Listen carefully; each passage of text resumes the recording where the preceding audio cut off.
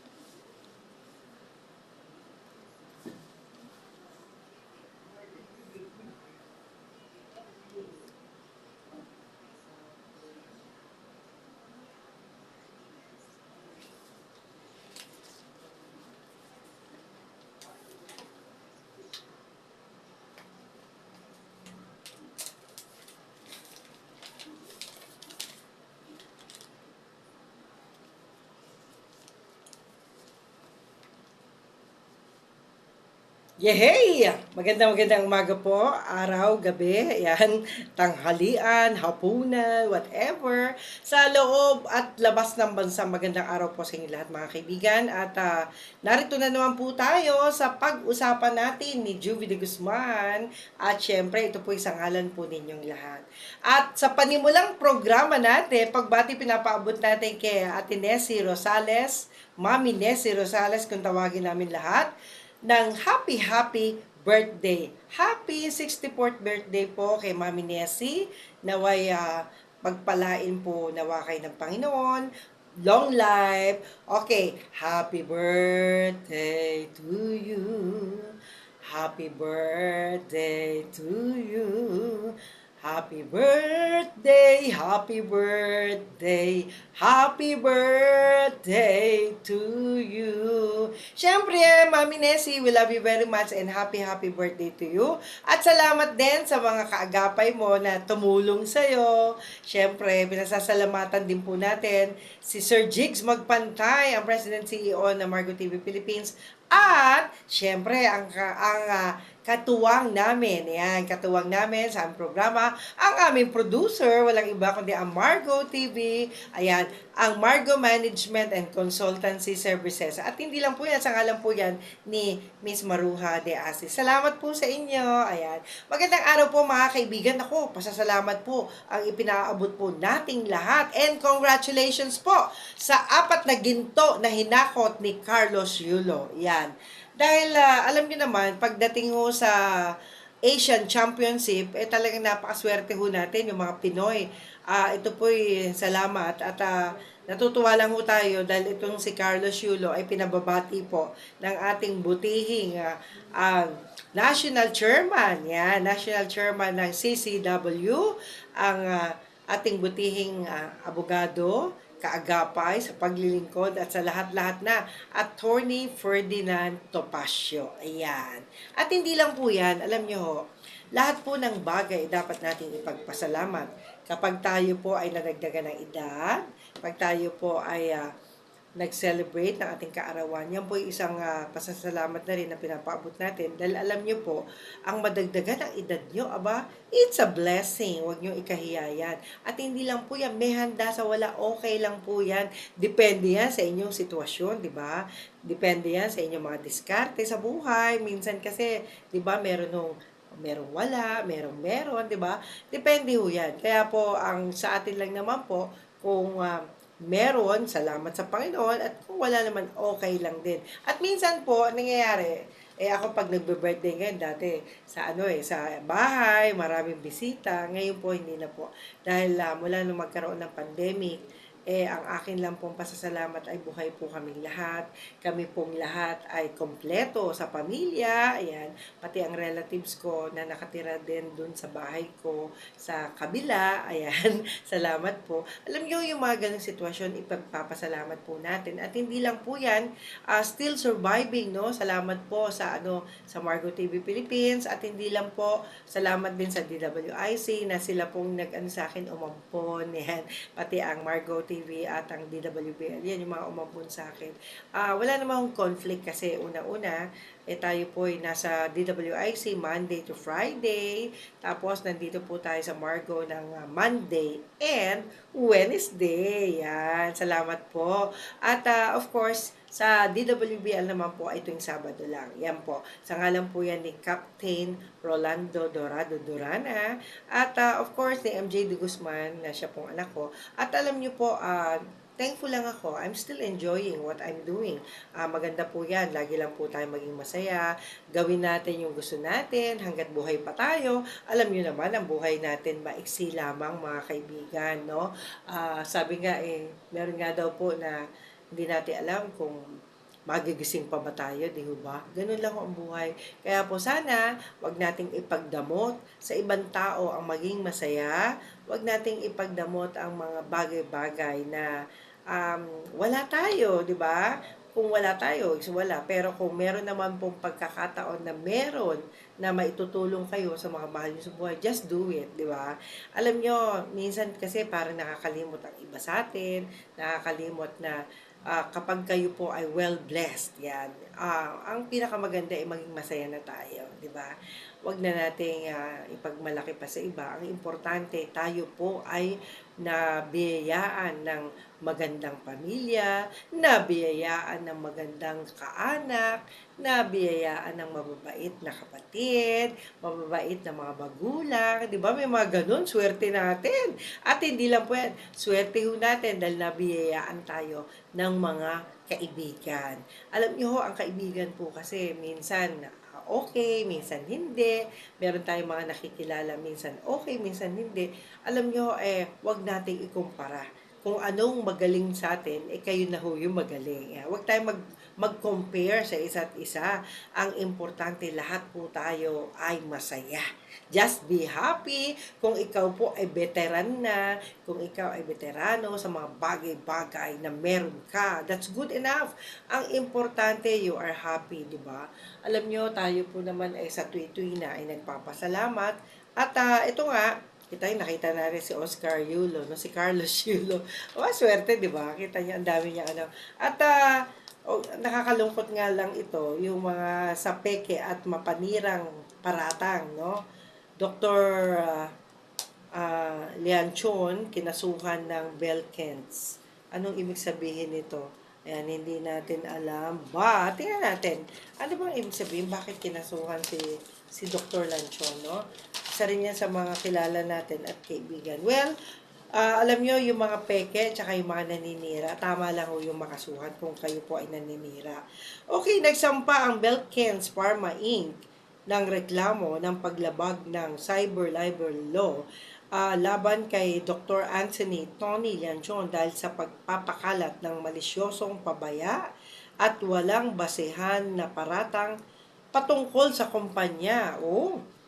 Ayon sa 14 na pahina ng reklamo na isinampa ng kumpanya sa opisina ng Cybercrime Division ng National Bureau of Investigation sa Quezon City sa pangunguna ng kanilang corporate secretary na si Attorney Joseph Vincent Go, nilabag ni Lanchon ang Section 4 ng Republic Act number 10175 o ang Cybercrime Prevention, yan, ni Dr. Lanchon, ang Belkens ng pakikilahok sa mga hindi etikal na pamamaraan kasama na ang multi-level marketing at pyramiding scheme. Inakusahan din ni Lanchon ang Belkens ng pagbibigay ng insentibo sa mga doktor kapalit ng prescribe ng kanilang gamot. Ang mga akusasyon na ito ay naka-damage ng reputasyon o sa reputasyon, integridad at pangalan ng kumpanya at pati ang aming mga produkto, dagdag ni Atty. Go. Ang mga sinasabi ni MLM pyramiding, nagbibigay ng kotse o mamahaling relo, hindi ito totoo. Yan. Nako FYI lang po, hindi raw totoo ito. Hindi tama na ang isang kumpanya ay masira pagkatapos itong itayo laboriously for how many years at naitaguyod ang kanilang reputasyon sa pamamagitan ng pag-provide ng life-saving na gamot na 30% na mas mura. Ayun. Oo nga, ba't nga ganun, no? At sabi, ang mga aksyon ni Dr. Lanchon ay nakasira di tamang sa Belkens kung hindi pati din sa mga doktor dito sa Pilipinas pagpapatuloy niya. At sana po sa tulong ng NBI ay makatake down po ang mga posts against Belkens na nakakasira sa kumpanya at sa buong propesyon ng mga doktor. Dagdag naman ni Attorney Desiree Perles, opisyal na tagapagsalita at legal counsel ng Belkens. Bukod sa kasong kriminal, tinitingnan din ng Belkens na magsampa ng kasong administratibo laban sa mga naninira na kanilang kumpanya at gamitin ang lahat ng legal na paraan upang protektahan ang kanilang reputasyon. That's good enough. At ipinahayag na Belkens na sila ay bukas din sa lahat ng investigasyon ng mga ahensya ng gobyerno na may kaugnay sa kalusugan upang masiguro at mapanatili ang industriya ng medisina sa Pilipinas. Wow, balita pala yan mula kay Gina Mape. Hindi ko lang nakita yung last word. Anyway, congratulations. Alam nyo, marami ho talagang mga hindi natin inaasahan. Pero minsan, ang tao naman ho, minsan mga fake news talaga. Kaliwat kanan talaga, hindi mo alam sino nagsasabi ng totoo. Pero syempre, kung nakakakita naman kayo ng maayos na pamunuan, sistema, nakakakita kayo ng magandang resulta ng gamot, di ba, ng mga produkto nila, ay keber. Yan, sabi nga keber. Di ba? Wag na tayong magpalaki pa ng problema. But then, hindi natin alam kung ano din ang panig ni Dr. Lanchon ukol Chan. So, yan po ay panig ng Belkens. Yan po yung ating nabasa. At of course, nako, itong sa Banban Tarlac naman, ay sabi nga mahirap to. May mga ganitong klaseng akusasyon, no? Okay, sabi nga po, doble karang mukha ng mga politiko. Oo nga, doble kara. Sobra-sobra. Ayan. Dati kakampi mo, ngayon hindi na, di ba? Ano ba ibig sabihin ng doble cara? Ibig sabihin minsan alam ba, kahit sa kaibigan, di ba? Minsan okay siya sa'yo pag nakara. Tapos pag talikod mo, kung ano-ano paninira yung naririnig natin o nakikita natin. Pero alam niyo po, ang tunay na kaibigan, um, ano man yung marinig mo sa ibang tao, huwag kayong basa-basa naniniwala. Yan. Yung mga kaibigan po kasi minsan, kapag nakarinig ng ibang comment sa iba, naniniwala agad, nagbabago ang attitude, wag po. Alam nyo, ganun lang talaga yon, ganun talaga yung magaganda at gwapo. Yan. Pag medyo nakakarinig kayo ng mga hindi magandang balita, laban sa inyo, hayaan nyo na. Alam nyo, sa panahon ngayon, huwag nating intindihin yung mga maling pinapakalat na balita. Basta patunayan na lang natin na hindi totoo ang sinasabi nila. O, di ba? Minsan, sabi nga ng bata, meron ho kasing nagkukwentuhang bata, no? Ang batang isa, si A, at yung batang pangalawa, si B. Etong batang nagkukwentuhan nito, sabi ng isa, alam mo, ayaw ko niya sa'yo kasi salbahe ka. Sabi ng kalaro ko, hindi ka daw namimigay ng candy. Sabi ng isa. Sabi naman ng batang isa, sabi niya, hindi totoo yun. Sinungaling niyang kaibigan mo. Huwag kang maniwala doon. Sabi naman, hindi, totoo naman yun kasi hindi mo pa ako nabibigyan ng candy, nagbibigay ka pala. Sabi niya gano'n. Sabi naman isa, hindi pa ako namimigay, balita lang yon pero plano ko lang na mamigay talaga, sabi naman ng batang B. Ngayon, anong napapansin nyo sa magkabilang panig? Pareho silang walang alam.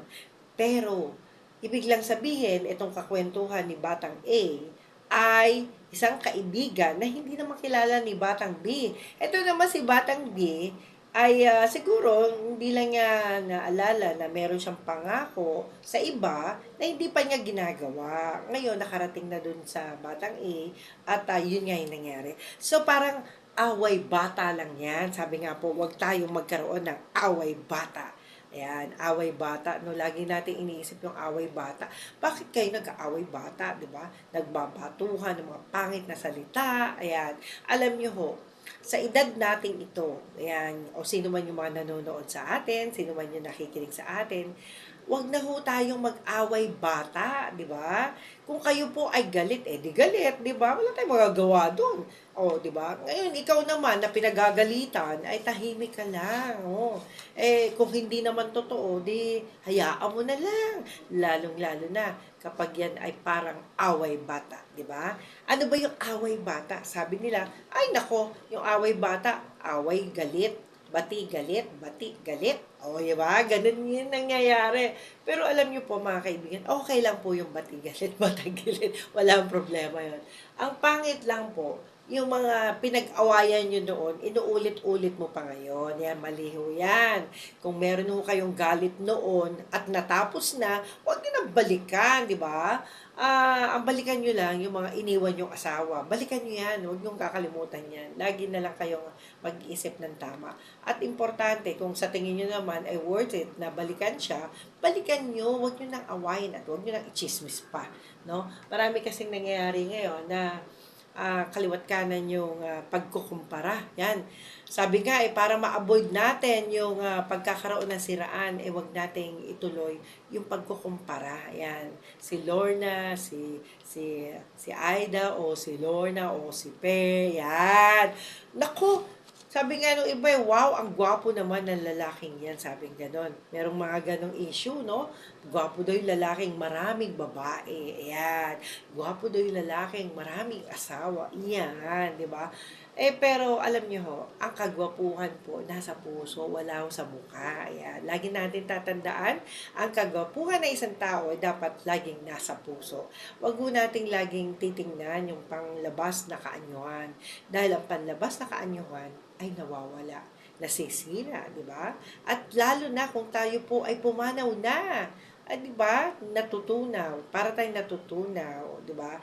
Yung ating mga yung ating mga laman ay nangangawala, di ba?